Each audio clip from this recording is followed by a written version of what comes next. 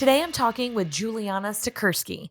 She's on the board of a nonprofit in the Middle Tennessee area called One Generation Away.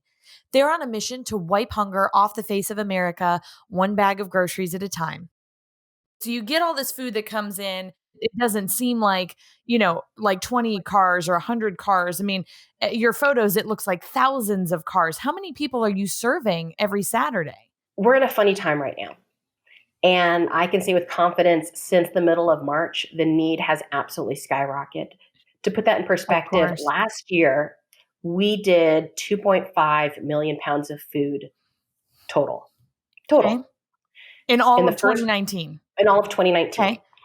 In 2020, the first 4 months of 2020, so that includes March and April, we did 1.45 million pounds. It's insane.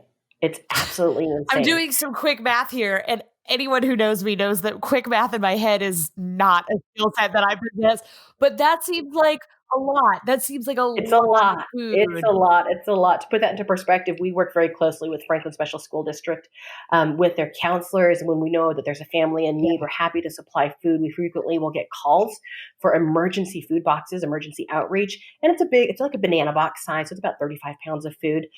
Um, Under quote unquote normal circumstances, a heavy week would be 35 to 40 boxes throughout all of Williamson County. That would be a heavy week.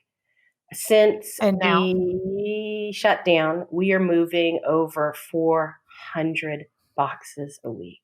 400 wow. boxes. And so it has just jumped. Jumped is like, I don't even know if there's a word big enough to explain Exponentially the exponential. increased, yeah. Yeah, it really has been an exponential increase. And one of the things that I personally love about One Generation Away is that we don't ask for documentation or pay stubs or paperwork in order to receive food. Because what we have is a very unique time where people who have quote unquote done everything right, Mhm. had jobs, maybe were working in the music industry and had gigs lined up, whether they were artists or whether they were in support working soundboards, lighting, what have you, and in good faith obligated themselves to car payments and mortgages and rent. Yeah, And all of a sudden, in a matter of days, things evaporated. yeah.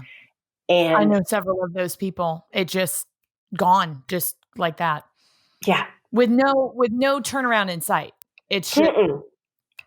Yeah. I mean, this people doesn't talk about exist this new anymore. normal. No, it doesn't exist anymore. And let's pretend, very best case scenario, that you were diligent and you had your rainy day fund and you had your 3 months worth of whatever socked Savings, away. yeah, Yes, we know most people don't live like that in the United States, but let's pretend of course. that you did.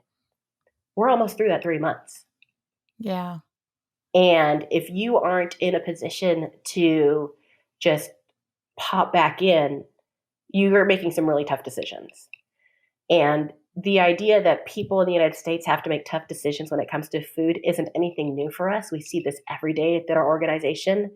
What's new for us is the volume and people who have never been in a circumstance of need trying to navigate what that looks like yeah, and being accommodating, being helpful, being really gracious and kind, because it's very emotional when you have to admit that you are in a spot that you can't make ends meet, yeah, but yeah. you can't feed your family. That's hard. That's really, really hard to admit. And being able to receive those people and meet that need. And it's not a permanent solution, but I can tell you that people who haven't eaten don't make good decisions and Sure. they are physically not able to work very hard. Absolutely. Like, if you don't have nutrients, if you're not eating on a regular basis, it will negatively impact everything else.